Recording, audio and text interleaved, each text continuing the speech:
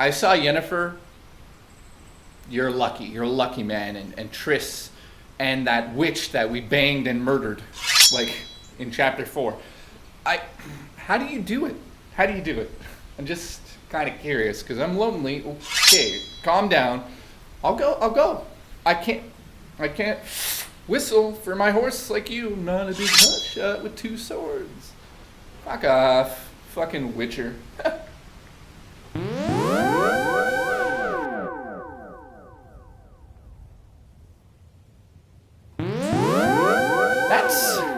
That's interesting. I don't want to end up like that. I don't want to crow to eat my dick.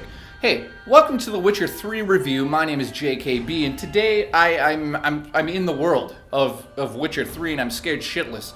I just gave a rim job to a water hag to get up here. I didn't have a map. Let's just get into the review. As always, I ask questions on Twitter and Facebook about the games that I'm going to be doing, and I'm in the world of Witcher right now. I mean, I'm scared. So, Alyssa Kanissa White, I fucked up her name. By the way, we learned how to teleport my iPad for notes into the review, so this is going to be good because I can't remember everything. Anissa White, she asks, what's a superior platform to play this game on? Well, I've been zapped into the Xbox One version. That's what's behind me. I played the PS4 version for about 30 hours, and yes, it had frame rate issues, and it had issues with textures popping in and out, and holy shit, loading times seemed a little bit longer than the Xbox One. And then, you know, it's been patched now, so I can't really comment on which is the best. Let's just be honest. PC is the best. I mean, PC is the superior race, as we all know. If I said otherwise, I'd be killed by a drowner by the river. Jason Clark, he asks, what if you haven't played the other games in the series? Well, the story is you play as Geralt of Rivia. Basically, you are the James Bond of RPGs.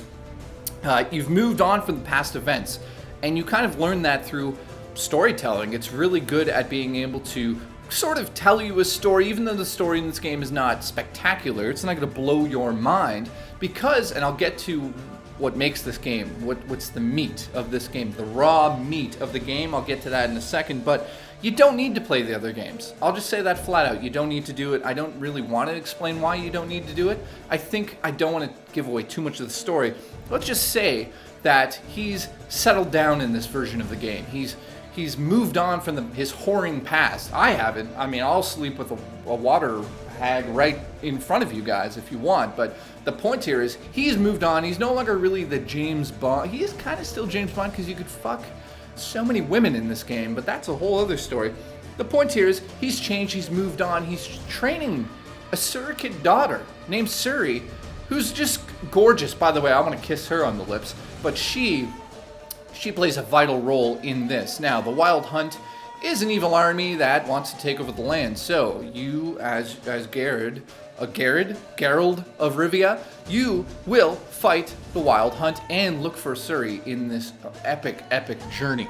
Oh, there's a wraith in the distance. That's great. I didn't bring any of my fucking weapons. Great. So Nicola Fogg, he asks, how big is the world compared to games like GTA 5 or Skyrim? Well, that's going to project me into the gameplay of this game, because the gameplay is the story here. I'll say this, story takes second place over gameplay. The gameplay elements that are in this game, there's so many, I can't even describe them. I wrote so many notes on this, so let me just read them. First off, Witcher 3 is 30 times, yes, 30 times bigger than 1 and 2.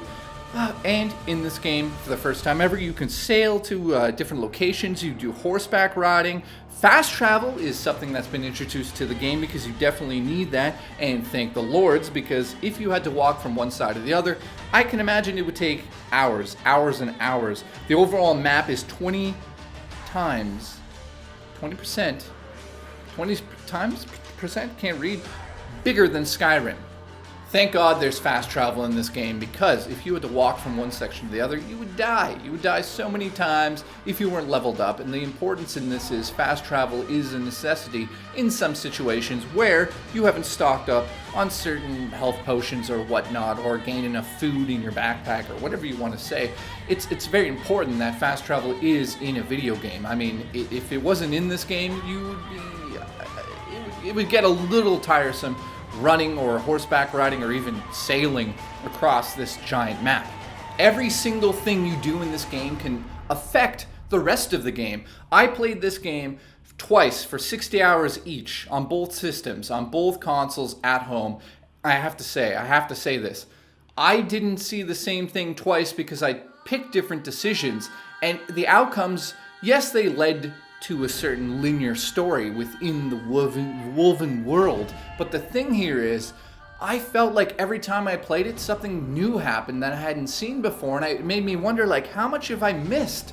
I have to go back and play this right away, and that's one of those important things in video games that a lot of AAA studios miss. Assassin's Creed. So the point here is, when you buy a game like this, you are not just buying it to play it once, you're buying it to play it for, and I quote from CD Projekt Red, 100 hours. And that's not even included the free DLC that's been dropped and the other DLC expansions that are coming out. Now, I don't want to get into the details of that because I don't even know the details of the DLC. But if it's something horrible, I'll fucking zap myself back into The Witcher 3 and tell you guys to, piss off with the DLC. I'm not scared of you. 50 hours of the gameplay are side quests. Side quests are so important in The Witcher 3 that it's unbelievable. I couldn't believe the amount of side quests that are in this. The combat system revolves around an action role-playing combat system with the use of magic on top of that. And then also the fighting system has been completely revamped from the previous games. Now, there's something else that I really, really love. You can kind of be Batman in this game. You hold down the left trigger and that awakens your Witcher sense. So when you're on your horse, or if you're just in a mission, a side quest, anywhere, at any point, you hold that button down and it does very cool, unique things. For instance, you'll hear enemies in the distance that you normally wouldn't hear if you were just standing there in the open world. Now, the other thing that I love about this is the Batman aspect. The real, he's like a crime fighter because he wants to solve cases. He's all about finding clues. So when you use your Witcher sense, and you're looking for clues involving, say, like a murder, or there's a banshee, or there's a wraith by a well, and you want to get rid of her. You need to figure out how this happened. You're kind of like Buffy the Vampire Slayer, or even Supernatural. You find out the clues, you get to the bottom of it, and you release those spirits. And this is where I wanted to get into something that I think is so important about this game. This game takes classic fairy tales that we all know and love, or classic stories like a three-way love triangle, or the story of a werewolf who's turning into a werewolf at night and killing civilians in a town, but in the day he's in love with one of them and he's so afraid that he's going to kill her, and she doesn't care and she knows he's a werewolf. You get so drawn into these side stories, and this is just one side quest. There's so many, and then some of them are so fucking crazy, just completely crazy.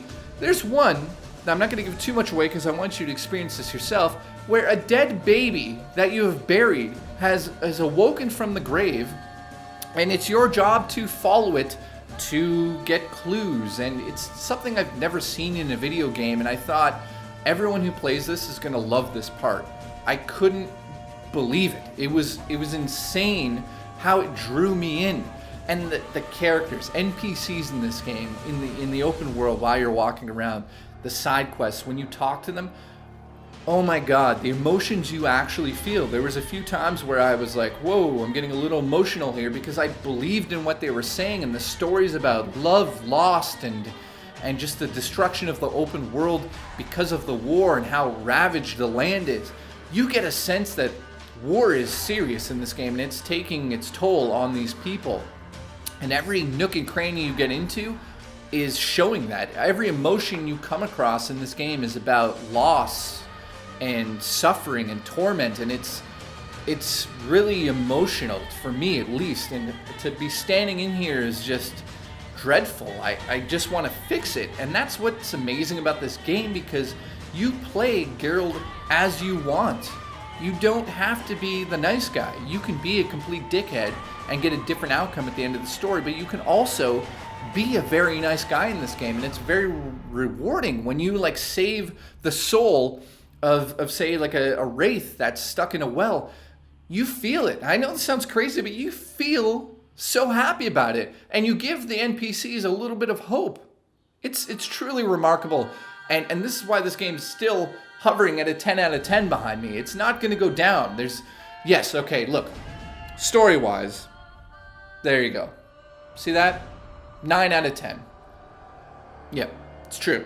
Story-wise here, main story, they put so much effort into the side quests that the main story does feel kind of just tacked on and nothing really progresses past a certain point.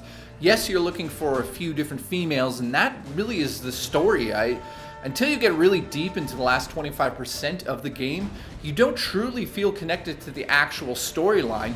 It's more about like he's just for hire. He's some dude who just goes around and collects potions and uses them. I mean, it's just that, but it's so fucking amazing.